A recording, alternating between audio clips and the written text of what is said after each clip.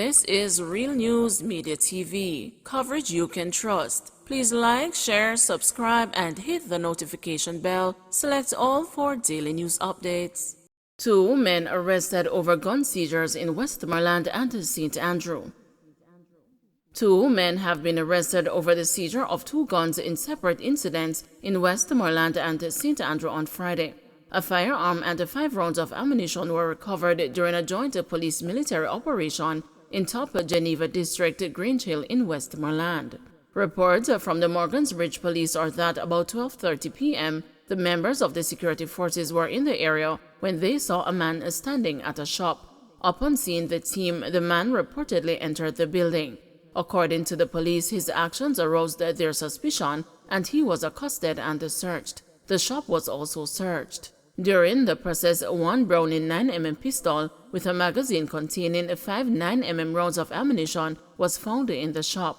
The man was arrested. The Hunts Bay Police made the seizure in St. Andrew during an operation on Mapleview Road. Reports are that about 9:50 p.m., the police team was in the area when they allegedly saw a man along the roadway acting in a manner that aroused their suspicion.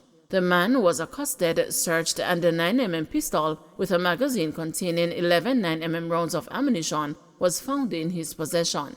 He was taken into custody. The police say further investigations are underway in both cases. Mystery shrouds the death of 3rd man in Trenchtown after slaying of police officer and a suspected gunman. Residents of 3rd Street in Trenchtown are experiencing a heightened level of anxiety as mere hours after a shootout claimed the life of Corporal Oliver Mullings and 26-year-old Shamar Fletcher. A second fatal incident occurred, taking the life of Alton Dunn. This has caused the tension in the inner-city community to spike as residents are alleging that 43-year-old Dunn was innocently gunned down by police officers while at home. Residents reported hearing gunshots fired around 2 o'clock on Friday morning as the second shooting occurred. One resident told the news that when she peered outside, she saw several police officers with high-powered rifles lining the street as 2 cops carried Dunn's body from inside his home. "Me hear the shot cause me live right in the vicinity, and when me look, them a carry him out so, and them a bar me in a me yard with a gun," she said. "I go kill him." About 10:45 p.m. on Thursday, a team of police officers who had responded to a call from residents in the Kingston Western Police Division were attacked by gunmen. In the battle, Fletcher, one of the suspected gunmen, was killed. He is of a 2nd Street address in Trenchtown, popularly known as Rima. Residents stated that Dunn was not a part of Thursday night's incident. "That's why we don't talk to police and deal with the police in the community, because them come in and make a whole heap of bad impression and bad memory and thing in your mind. So you know what have nothing to do with them," one woman said. "We no say man no go on with things, you know. Don't get me wrong, because when me no talk bias. We have people who do wrongs, but if you are the law, I think you're supposed to conduct yourself in a more lawful fashion, because you are not here to war," she said further. The woman bemoaned the continuous tension between law enforcers and the citizens. She said that there were always 2 sides to a story and that the police officers should not solely operate with information received from one end of the communication line. Dunn's longtime girlfriend, with whom he had been in a relationship for 12 years, stated community members were aggrieved by the way the police handled the situation. "This unfair, but let me tell you something. The police them only listen to one side. Them take hearsay from one side of Rima," said the woman, who did not want to be named. "The police get to understand say some group of man which is fame set them they here, and the other rival gang go do a shootout. So probably the police come to mash down the situation," she recounted. She alleged that a couple hours after the cop was killed, the police received the information that Dunn was at his home and went to kill him. "We feel upset about it," she said. Dunn, who was incarcerated since 2016, was recently released on September 16, leaves behind 4 children, the eldest being 24 years old. The grieving girlfriend recalled Dunn as a jovial, calm individual who would ensure that children in the community get lunch money to attend the school. Senior Superintendent Stephanie Lindsay, head of the police's communications arm, told the news that sometime after 1 a.m., the police were on an operation in the area when they searched the premises and found a male who suffered a gunshot wound. He was later pronounced dead at hospital and an illegal firearm was seized. She said that Don was a known gang member and was said to be one of the founders of the Fatherless gang. Upon his return to the community after serving almost 7 years in prison, there were reports that he had not turned away from a life of crime. He was very active in the space, Lindsay said. Although Lindsay could not confirm whether Fletcher was a member of the rival force in Remo, dubbed as the Federal Gang, residents said that he was affiliated with them. During a visit to the Denhamton police station on Friday, in the wake of the cops' murder, National Security Minister Dr. Horace Chang on Friday commended the police for their continued commitment and courage in fighting crime. Describing the slain policeman as a very good officer who hailed from a family of police officers, he condemned the attack and offered condolences to Mullins' colleagues and relatives.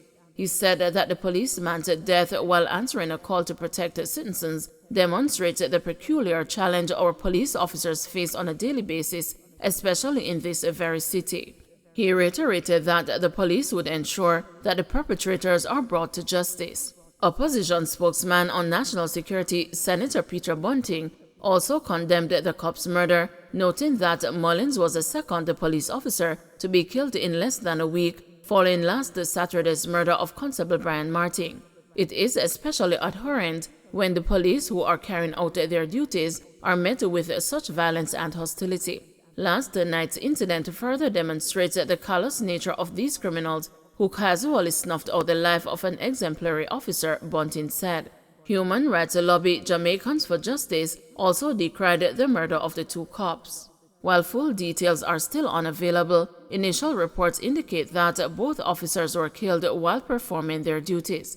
In a society plagued by violent crime, our law enforcement officers face great risk in the line of duty, protecting Jamaicans, JFJ said in a release. We hope that the perpetrators of this crime will be quickly brought before the courts and urged anyone with information that could assist to report it to the police.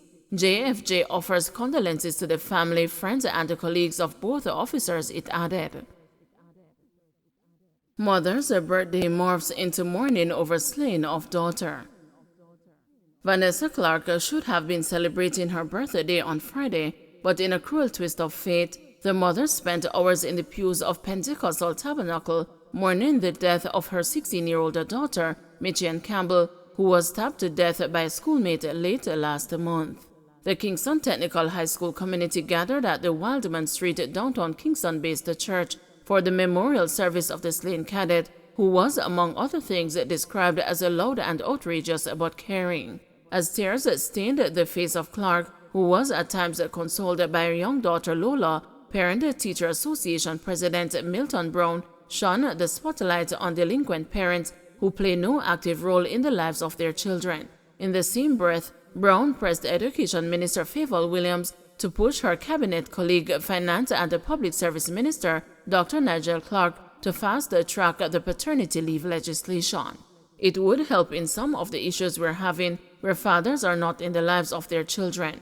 It is high time that we have paternity leave. It is also high time that we have parental leave. It cannot be left up to the discretion of the employer, the PTA president charged. When we have those legislation and we have those policies, then employers have to give us as a parent the time off to be involved in our children's lives, Brown added.